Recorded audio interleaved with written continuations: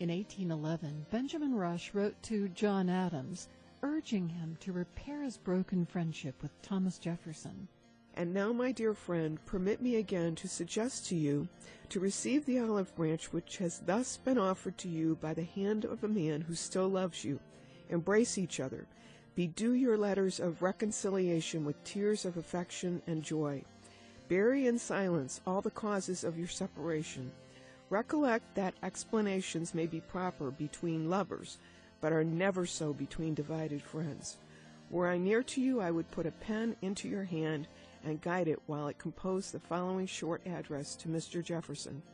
Quote, Friend and fellow laborer, in the cause of the liberty and independence of our common country, I salute you with the most cordial wishes for your health and happiness. John Adams, unquote. I'm Sarah McConnell, and today on With Good Reason, immersed in the letters of the Founding Fathers. More than 30 people who spent the last 3 years working on thousands of letters written by the Founding Fathers are experiencing a sense of loss and sorrow now that the massive project to make them available online has come to a close. Bill Kissel, Donna Carty, and Dina Radley are my first guests. They were part of a team from Documents Compass that proofread and digitized more than 50,000 letters of George Washington, Thomas Jefferson, John and Abigail Adams, and James Madison as one part of a larger National Archives project called Founders Online. Bill, Donna, and Dina, you spent months and even years now together reading and transcribing the letters of the Founding Fathers. You've said you've been deeply moved and maybe even changed by it. Bill, is that fair? Oh, it's very fair. Somewhere in that process, I remember having seen a production of Hamlet, when at the very end the whole stage was full of blood-covered bodies, and then as the lights came down, all the bodies stood up and came to the foreground, and it was as if those people had suddenly, in fact, come alive. And that's exactly how I felt about these letters.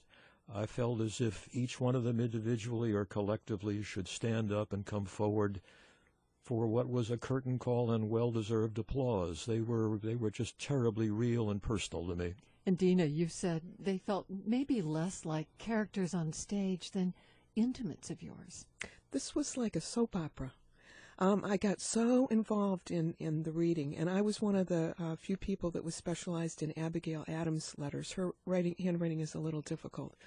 I could guess a letter. I could guess what that word was because I became so intimately involved with her writing that I could almost anticipate what she was going to say. What sort of writer was she? Was she emotional? Was she brilliant? She was emotional. That's why I got totally involved in this, because she expressed herself so visually. I mean, if she was angry about something, if she was disappointed in someone, she just said it. Most of what she wrote about were her children and what was going on, her grandchildren. Detailed progress reports, but very involved in all of her children and grandchildren's lives. Did you find yourself wanting to come to work just to see what would happen today? Oh, the next chapter, absolutely. Always, always looking forward to this job. I've told everyone in my life that I found my calling. Unfortunately, it had a beginning and an end. But yes, love this job. Donna, the job is what? There were more than 20 of you who were transcribing accurately in teams these letters of the Founding Fathers? Yes,